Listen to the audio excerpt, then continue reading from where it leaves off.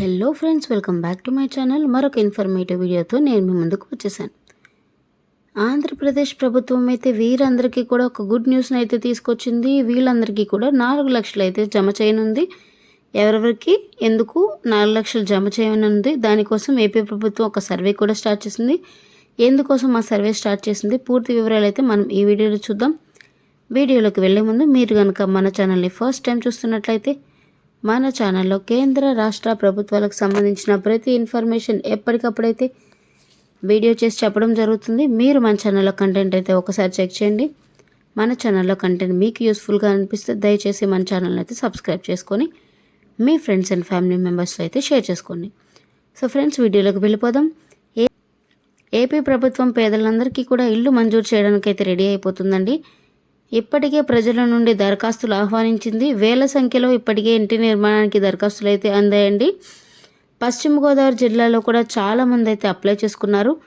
ఇప్పుడు ప్రభుత్వం దరఖాస్తు చేసుకున్న వారి అప్లికేషన్లను సమగ్రంగా వెరిఫికేషన్ అయితే చేయనుంది. తర్వాత అర్హుల జాబితాను అయితే విడుదల చేస్తుంది. వారికి ఇల్లు మంజూరు జరుగుతుందన్నమాట.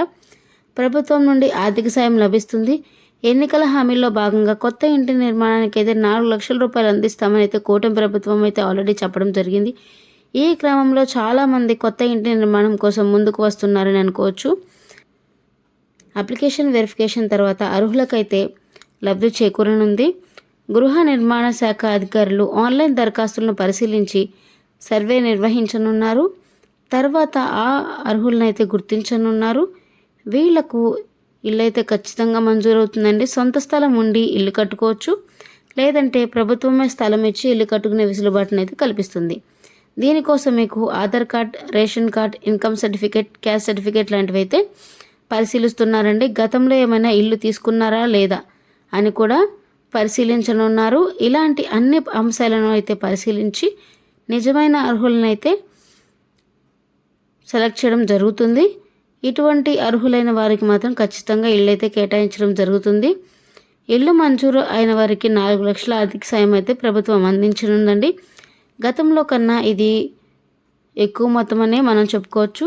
సో ఫ్రెండ్స్, ఇదన్నమాట ఈరోజు న్యూస్. ఈ వీడియో కనుక మీకు నచ్చినట్లయితే దయచేసి అయితే మన ఛానల్ని సబ్స్క్రైబ్ చేసుకోండి. ఎప్పటికప్పుడైతే మన ఛానల్లో ఇలాంటి అప్డేట్స్ అయితే మీరు పొందడానికి అవకాశం ఉంటుంది. సో ఫ్రెండ్స్, మన ఛానల్లో వీడియోస్ కనుక మీకు నచ్చినట్లయితే దయచేసి మన ఛానల్ని అయితే సబ్స్క్రైబ్ చేసుకోండి. And thank you so much for watching this video.